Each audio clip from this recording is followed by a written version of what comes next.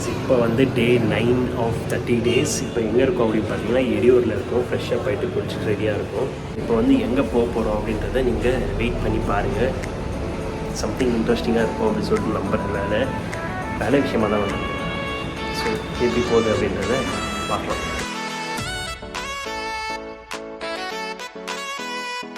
So guys இப்போ வந்து தோட்டத்துக்கு போயிட்டுருக்கோம். நம்ம ப்ரொமோக்ரனேட், அனார், மாதுளம்பழம் அப்படின்னு சொல்லலாம். அண்ட் இந்த மாதுளப்பழம் அப்படின்னு சொல்லும் போது எனக்கு ஒரு ஞாபகம் வரும். அது என்ன அப்படின்னு பார்த்தீங்கன்னா, நம்ம நண்பர் ஒருத்தவங்க இருக்காங்க. நாங்கள் வந்துட்டு ஜூஸ் குடிக்கலான்னு சொல்லிட்டு ஒரு ஹோட்டலுக்கு போயிருந்தோம். அந்த ஹோட்டலில் வந்து பார்த்திங்கன்னா அனார் ஜூஸ் 200 rupees வாங்கிட்டாங்க. அப்போ வந்து கேஜியே ஒரு 150-160 ரூபா தான் இருந்துச்சு. ஸோ இந்த ப்ரொமோக்ரனேட் அப்படின்ற ஞாபகம் வந்தாலே அந்த இன்சிடெண்ட் வந்து மைண்டில் வந்துடும். ஸோ இப்போ தோட்டத்துக்கு போயிட்டுருக்கோம். நான் காட்டுறேன்.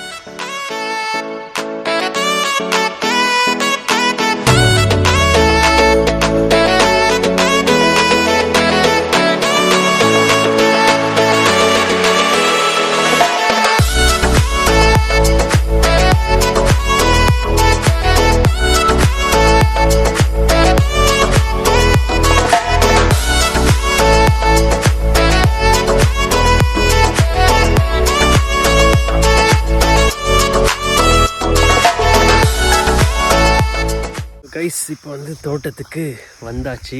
நம்ம பின்னாடி இருக்கிறது ஃபுல்லாகவே ப்ரொமோக்ரனேட் தோட்டம். நானும் என் மச்சானும் கூட இருக்கான். ஏன்டா திட்டுற? நான் ஒன்று எவ்வளோ மரியாதையாக மச்சான் மாமான்னு சொல்கிறான். ஸோ தோட்டத்துக்கு வந்திருக்கோம். தோட்டம் சுற்றி பார்த்துட்டு கண்டினியூ பண்ணுறோம். ஸோ கைஸ் இப்போ வந்து தோட்டம் பார்க்குறதுக்காக வந்தோம். நம்ம இன்னும் டைம் ஆகும். இன்னும் 2 months அப்படி ஆகும். அதான் பூ பூத்து ஒரு சில பழம் தான் இருக்குது. ஸோ இன்னும் நல்லா பழுத்துட்டு பிறகு நம்ம இதை பார்க்க வரலாம். இப்போ சும்மா ஜஸ்ட் விசிட்காக வந்ததோட தான்.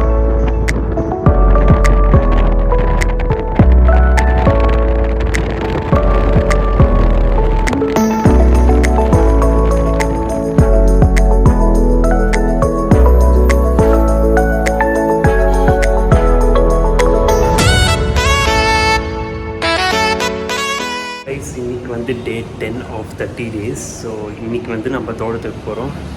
அகெயின் நேற்று வந்து ஜஸ்ட் தோட்டத்தை பார்த்துட்டு வந்தோம். இன்றைக்கி வந்து தோட்டத்தில் நிறைய வேலை இருக்குது. ஸோ நான் அங்கே போய் கண்டினியூ பண்ணுறேன். இப்போ வந்து ஆல்மோஸ்ட் 7 o'clock கிட்ட ஆகுது. ஃப்ரெஷ்ஷப் ஆகியாச்சு. கீழே போயிட்டு சாப்பிட்டு தோட்டத்துக்கு போயிட்டு நான் கண்டினியூ பண்ணுறேன்.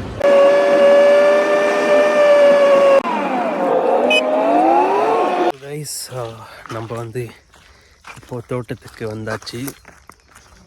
நேற்று பார்த்த அதே தோட்டம் தான். இன்றைக்கி வந்துட்டு கட்டிங் பண்ண போகிறாங்க. ஸோ பேக்கிங் பண்ணுறது எல்லாத்தையும் நான் உங்களுக்கு காட்டுறேன். சேனலை மறக்காமல் சப்ஸ்கிரைப் பண்ணுங்கள். Welcome back to Vicky vlogs.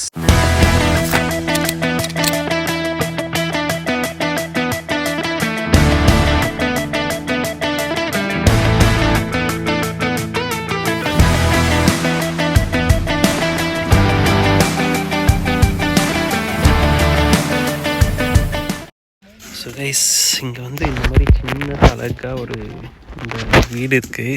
So இங்கே வந்து இவ்வளோ நேரம் படுத்துட்டு இருந்தேன். நல்லா இருந்துச்சு ஆக்சுவலாக. இந்த அப்படியே இந்த பக்கம் பார்த்தீங்கன்னா தோட்டம், இங்கே தோட்டம் இருக்குது. அண்ட் இங்கே வந்து பைக்லாம் நிற்க வச்சுருக்காங்க. ஸோ தோட்டத்துள்ள ஒரு செட் ஆஃப் பீப்புள் இருப்பாங்க. அவங்க வந்து பழத்தெல்லாம் கட் பண்ணி இவர்கிட்ட கொடுப்பாங்க. இவர் இடத்துல வந்து நம்ம இருக்கிற இடத்துல ஃபுல்லாக கொட்டுவாங்க. ஸோ நாம் வேலை என்ன அப்படின்னு பார்த்தீங்கன்னா, இது சைஸ்லாம் சின்ன சைஸு, பெரிய சைஸு, கலராக இருக்கிறது எல்லாம் செப்பரேட்டாக செக்ரிகேட் பண்ணி அந்த பாக்ஸில் போட்டு நம்ம வந்து டெம்போவில் ஏற்றுறது தான் நம்மளுடைய வேலை. கிட்டத்தட்ட 3000 kg நம்ம வந்து பேக் பண்ணியிருக்கோம். ஸோ இப்போ வந்து டைம் 2:23 கிட்ட ஆகுது. ஆல்மோஸ்ட் 2:30 ஆகுது. ஸோ இப்போ வந்து பார்த்திங்கன்னா ஆல்மோஸ்ட் ஒரு 60-70% ஆஃப் த ஒர்க் வந்து கம்ப்ளீட் ஆகிடுச்சு. பேக்கிங் ஆல்மோஸ்ட் ஆகிடுச்சு. இப்போ வந்து லஞ்சுக்காக எல்லோரும் ரெஸ்ட் எடுத்துகிட்டு இருக்காங்க. ஸோ லஞ்ச் சாப்பிட்டு திரும்ப கண்டினியூ பண்ணணும். மோஸ்ட்லி பை 5-5:30 முடிஞ்சிடும் அப்படின்னு சொல்லிட்டு நம்புகிறேன். இன்னும் ஒரு 30-40% தான் வேலை இருக்கே. அண்ட் வெயில் வந்து ஐயோயோ வர்ற மாதிரி. அண்ட் என் மூஞ்சில் ஸ்வெட்டும் உங்களுக்கு தெரியுதா என்னன்னு தெரியல. அப்படியே ஊற்றிட்டு இருந்துச்சு. இப்போ ஒரு 5 மினிட்ஸ் நிழலில் போய் காற்றுல போய் உக்காந்ததுக்கப்புறம் ஓரளவுக்கு ரிலாக்ஸ்டாக இருந்துச்சு. அண்டு தண்ணி வந்து முடிஞ்ச அளவுக்கு 15 மினிட்ஸ் ஒன்ஸ் 10 மினிட்ஸ் ஒன்ஸ் குடிச்சிட்டே இருக்கேன். எத்தனை லிட்டர் உள்ளே போச்சுன்னு தெரில, எத்தனை லிட்டர் வெளியே போச்சு அப்படின்றதும் தெரியல. ஸோ அந்தளவுக்கு தண்ணி ஹைட்ரேட்டாக இருக்கணும்ன்ட்டு குடிச்சிட்டே இருக்கிறோம். தண்ணி மட்டும் குடித்தா போதுமா அப்படின்னு கேட்டிங்கன்னா, சாப்பாடும் டெஃபினட்டாக டைமுக்கு சாப்பிட்டா ஹைட்ரேட்டடாக ஹெல்த்தியாக இருப்போம். அண்டு எனக்கு தெரிஞ்சு ஃபுல் டேன் ஆகிருப்பேன். இப்போ வீட்டுக்கு போனால் தான் தெரியும். இப்போ எனக்கு இந்த வெயிலில் ஒன்றும் மூஞ்சு கூட முகம் கூட கரெக்டாக தெரியல கிளியராக. ஸோ பார்க்கலாம், வீட்டுக்கு போயிட்டு டெஃபினட்டாக ஃபேஸ் வாஷ் பண்ணி தான் ஆகணும். அண்ட் சன்ஸ்க்ரீன்லாம் அப்ளை பண்ணியிருக்கேன். பட் ஆனால் இந்த வெயிலுக்கு இந்த ஸ்வெட்டுக்கு வந்துட்டு நம்ம என்ன பண்ணாலும் பத்தாது அப்படின்னு தான் நினைக்கிறேன். எப்படியா இருந்தாலும் டேன் ஆகிடுவேன் அப்படின்றது தெரிஞ்சிச்சு. ஸோ பார்க்கலாம். இப்போ வேலையெல்லாம் முடிச்சுட்டு இந்த 30 days கம்ப்ளீட் ஆகிட்ட பிறகு அகெயின் ஒரு 1 வீக் வந்துட்டு நம்ம கம்ப்ளீட்டாக ஸ்கின் கேர் ரொட்டீனை ஃபாலோ பண்ணுற மாதிரி இருக்குது. இப்போ ஃபாலோ பண்ணிட்டு தான் இருக்கேன்.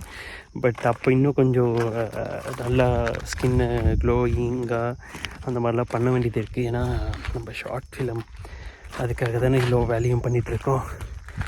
ஸோ நம்ம ஷார்ட் ஃபிலிமுக்காக என்னெல்லாம் பண்ண வேண்டியது இருக்குது பாருங்கள். எதுவும் ஈஸியாக கிடைக்காது அப்படின்றதுக்கு இந்த ஒரு சீரீஸ் வந்து ஒரு எக்ஸாம்பிளாக இருக்கும். அண்ட் எனக்கு தெரிஞ்சு லைஃப் டைம் எக்ஸ்பீரியன்ஸ் எனக்கு.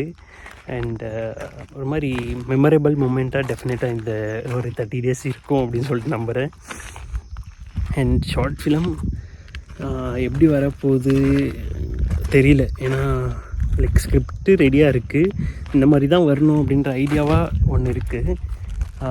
பட் ஃபஸ்ட் டைம் இது வரைக்கும் எக்ஸ்பீரியன்ஸே இல்லாமல் நம்ம வந்து ஒரு ஷார்ட் ஃபிலிம் பண்ணுறோம் அப்படின்னும் போது, நம்ம அந்த ஃபீல்டுக்குள்ளே இறங்கும் போது தான் அங்கே என்னென்ன டிஃபிகல்ட்டிஸ் இருக்குது, எந்த மாதிரி ப்ராப்ளம்ஸ்லாம் நம்ம ஃபேஸ் பண்ண போகிறோம் அப்படின்றதா தெரியும். பிகாஸ் நம்மளுக்கு ப்ராப்பரான அந்த லைட் ஆங்கிள்ஸ் தெரியாது, அண்ட் கேமரா ஆங்கிள்ஸ் தெரியாது. முக்கியமாக லைட் கூட நம்ம அந்தளவுக்கு யூஸ் பண்ண போகிறதில்ல. ஸோ கேமரா ஆங்கிள்ஸே அந்தளவுக்கு தெரியாது. பேசிக் ஐடியா ஓரளவுக்கு யூடியூப், இன்ஸ்டாகிராம் வச்சு நிறைய இன்ஃப்ளூயன்சர்ஸ் வச்சு ஓரளவுக்கு கற்றுட்ருக்கிறது தான். அண்ட் நம்ம ஸ்கிரிப்டாக மைண்டில் இருக்குது, இப்படி தான் வரும், இப்படி தான் வரணும் அப்படின்றது. பட் நம்ம அந்த ஷூட்டிங் ஸ்பாட், அந்த ஸ்பாட்டில் இருக்கும்போது தான் அது எந்த அளவுக்கு நம்ம நினைச்சபடி வரும் அப்படின்றது தெரிய வரும். பிகாஸ் எல்லாமே நம்ம நினச்ச மாதிரி நடக்க போகிறதில்ல. வெயில் இருக்கும், மழை வரலாம், வெயில் கம்மியாக இருக்கலாம், லைட்டிங் கம்மியாக இருக்கலாம், இந்த மாதிரி நிறையா டிஃபிகல்ட்டிஸ் இருக்க போது ஃபீல்டு ஒர்க்கில். ஸோ அதெல்லாம் எப்படி ஹேண்டில் பண்ண போகிறோம் அப்படின்றதும் எனக்கு சுத்தமாக தெரியல.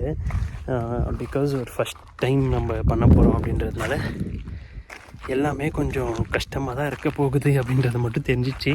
அதுக்கு நம்ம ரெடியாக இருக்கிறோம் அப்படின்றதும் மென்டலாகவும் ஃபிசிக்கலாகவும் ரெடியாக இருக்கும். ஸோ பார்க்கலாம் எப்படி இருக்குது, என்னென்ன ஆக போகுது இன்னும் இதுக்கப்புறம் எவ்ரி ஈச் டே எப்படி போக போகுது அப்படின்றத பார்க்கலாம். ஆக்சுவலாக கொஞ்ச நேரம் நடந்ததுக்கே இப்போ திரும்பி வாய் காஞ்சிச்சு.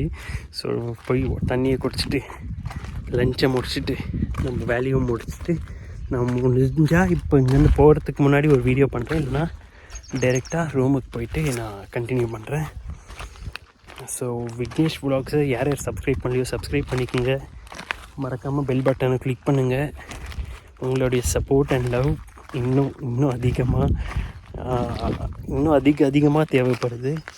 பிகாஸ் நம்ம கஷ்டப்படுற ஒரு விஷயத்துக்காக அப்படின்னும் போது அதுக்கான ரிசல்ட்ஸ் நம்மளுக்கு கிடைக்காதப்போ ஒரு மாதிரி டிஸப்பாயிண்ட் ஆகிடும்.